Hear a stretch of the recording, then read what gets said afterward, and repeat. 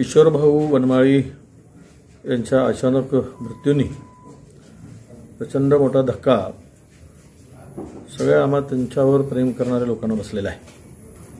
किशोरभाऊ वनमाळी हे एक व्यक्ती नसून अनेकांच्या लोकांच्या अनेकांचे आधारस्तंभ होते।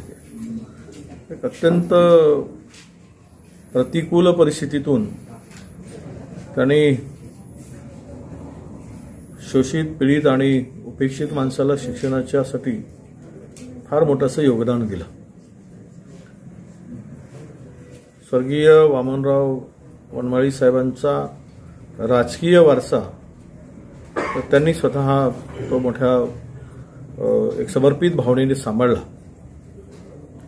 तालुका काँग्रेस कमिटीचे अध्यक्ष म्हणून आणि काँग्रेसचा एक आधार म्हणून या तालुक्यात या परिसरात आमचे एक आधारस्तंभच होते। ते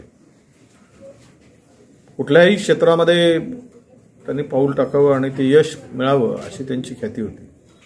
स्वतःच्या समाजाला सांभाळत असताना राजकीय क्षेत्रातील सगळ्यांशी अत्यंत प्रेमळ आणि सलोख्याचे संबंध त्यांनी जोपासले।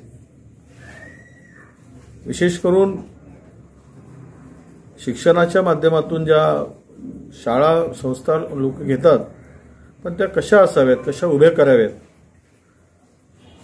ती भावना जी होती ती भावना समर्पितपणाची होती। संस्था उभी करणं किंवा संस्थेच्या माध्यमातून शाळा घेणं, कॉलेजेस मंजूर करून घेणं इथपर्यंत ते थांबले नाही, तर त्या कॉलेजचा दर्जा तो कसा असावा, कसा सांभाळावा, त्यातून उच्च दर्जाचं शिक्षण कसं लोकांना मिळावं, विद्यार्थ्यांना मिळावं, ही त्यांची सातत्यानं तळमळ राहिली। आणि कोणीही कल्पना करू शकत नाही की एक काँग्रेसच्या आधाराला आम्ही मुकलो। प्रचंड पोकळी या निमित्तानं निश्चितच आहे। स्वर्गीय वामनरावजी वनमाळी साहेबांच्या जाण्याने जेवढी पोकळी निर्माण झाली तेवढीच पोकळी किशोररावांच्या जाण्याने झालेली आहे। आम्हा सगळ्या काँग्रेसच्या मंडळींना त्यांच्या निधनाने धक्काच मोठा बसलेला आहे। मी त्यांच्या कुटुंबियांना, त्यांचे सर्व भाऊ, म्हणजे संयुक्त कुटुंबाचा मोठा नसूनही प्रमुख असलेला हा आधार होता। त्यांच्या कुटुंबाला प्रचंड मोठा धक्का या निमित्तानं बसलेला आहे।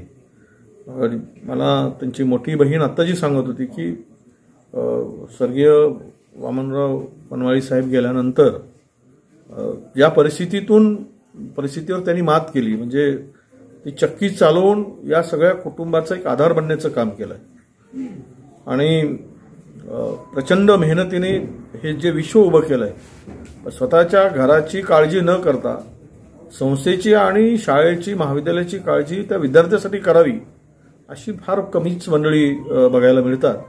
त्यातील ते एक होते आणि म्हणून आम्हाला निश्चित त्यांच्या संदर्भात अभिमान होता, आम्हाला गर्व होता। पण त्यांच्या या आकस्मिक जाण्याने आज आम्ही सगळे हेलावलो।